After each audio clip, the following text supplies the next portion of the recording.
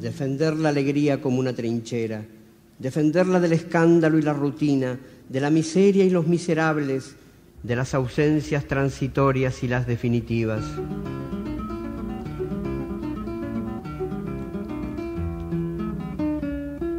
Defender la alegría como un principio, defenderla del pasmo y las todos aquellos asesinatos perpetrados por agentes del Estado de las dulces contra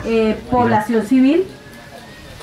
Cuando hablamos de ejecuciones extrajudiciales estamos hablando de una acción sistemática contra un grupo de población por parte, como decíamos, de agentes oficiales y por supuesto pues con un fin específico, cual es eliminar o degradar algún sector social, étnico o político en un país. Eso es lo que conocemos técnicamente como una ejecución extrajudicial, que es, como digamos, el tema central porque nos han convocado a compartir estas reflexiones. Nos han invitado también a hablar de esas ejecuciones extrajudiciales como un factor de impunidad, o hablar de la impunidad más bien, y frente a eso tenemos que señalar que la impunidad es, en términos muy sencillos, la no justicia. Como creo que es comprendido, comprensible por todas, por todos, es casi que un impulso humano buscar la justicia, una necesidad humana, la de la justicia. ¿Cuál es? Que haya una sanción, un castigo, una respuesta frente a infracciones, frente a agresiones contra el pueblo, contra la humanidad. Eso es la impunidad, la no justicia, la falta de actuación, de respuesta justa frente a una agresión. Y esa respuesta justa debe venir por parte de las autoridades estatales. ¿Por qué razón? Porque es a las autoridades estatales a quien le hemos dado nuestra confianza y a quien, entre otras cosas, le hemos dado el dinero para que cumplan con esa función, para que hagan justicia, para que garanticen, como dice la Constitución, la vida, honra y bienes de todos los nacionales. Por esa razón,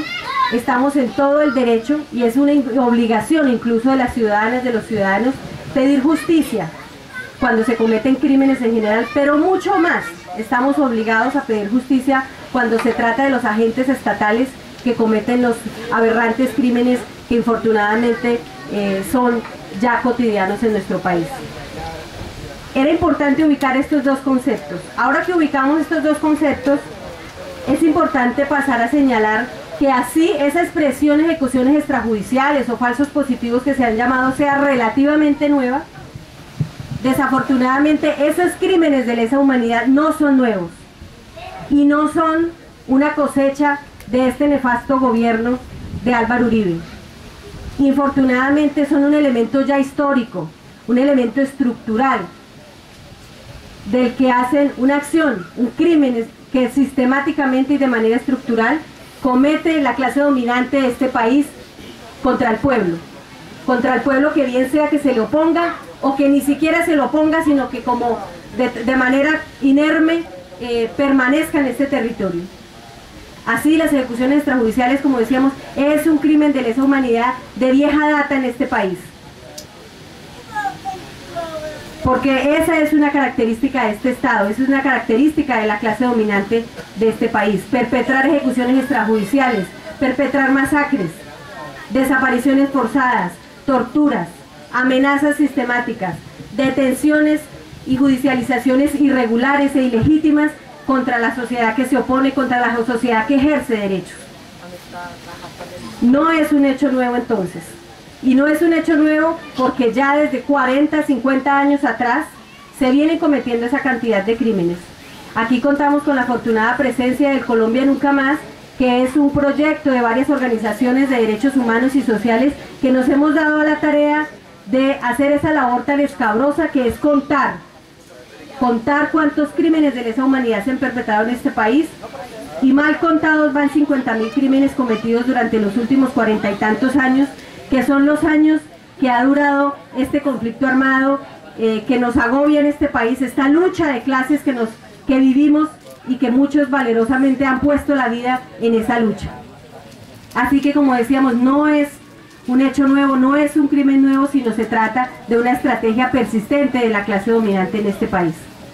Sin embargo, hay que señalar que esas ejecuciones extrajudiciales han encontrado, como otros crímenes de lesa humanidad, han encontrado en este gobierno un terreno sumamente abonado y toda una voluntad política para fortalecer, para profundizar esas ejecuciones extrajudiciales y otros crímenes de lesa humanidad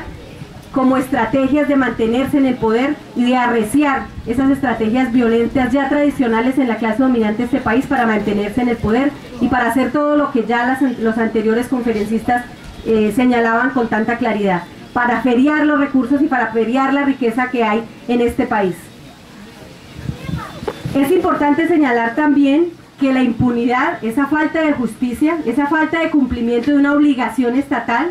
tampoco es un hecho nuevo y también hace parte de un elemento estratégico, estructural de esa clase dominante que va ligado a esa política, a esa voluntad de cometer crímenes de lesa humanidad. Son las dos caras de una misma moneda. Solo se puede seguir cometiendo crímenes de lesa humanidad cuando se ha garantizado la impunidad de los crímenes ya cometidos. Y esta clase dominante ha sido una clase totalmente hábil para afinar sus recursos, sus mecanismos, sus estrategias para que esa moneda siga dando vueltas y siga atropellando este pueblo. Como decíamos, ese mismo proyecto Colombia Nunca Más no solo cuenta cuáles son los crímenes y cuenta los contextos en que se han perpetrado esos crímenes, sino también nos enseña que hay una cantidad enorme de mecanismos de impunidad que garantizan esa repetición. Mecanismos de orden legal, mecanismos de orden social, mecanismos de orden político, en los cuales los medios de comunicación han jugado un papel trascendental, porque han sido cómplices, han ayudado a tergiversar la verdad de los hechos, han ayudado a ocultar la responsabilidad y los responsables, han ayudado a manipular los hechos. En ese sentido tiene tanta importancia que todos los medios alternativos que nos acompañan en este momento, en esta acción humanitaria, sean fortalecidos y nos sintamos parte de ellos porque son un elemento central en ese combate y en esa lucha contra la impunidad. Así que tampoco la impunidad es un hecho nuevo. Solo decíamos anteriormente que este gobierno es un gobierno en el cual todo el establecimiento ha depositado toda la confianza. La clase dominante ha entregado toda la confianza, todos los recursos, todo el apoyo político, todo el apoyo económico para que sea este gobierno en el que se haya encontrado como el punto más alto, en el que se afine esos mecanismos de impunidad. Yo puedo decir categóricamente, y creo que ustedes quienes están aquí, especialmente la población campesina de esta región y de todo el país, puede dar fe de que este es un gobierno en el que la impunidad es la característica central, en el que todos los recursos se han enfilado para garantizar la impunidad, no solo de los crímenes directamente cometidos por el Estado colombiano a través de sus fuerzas militares legales,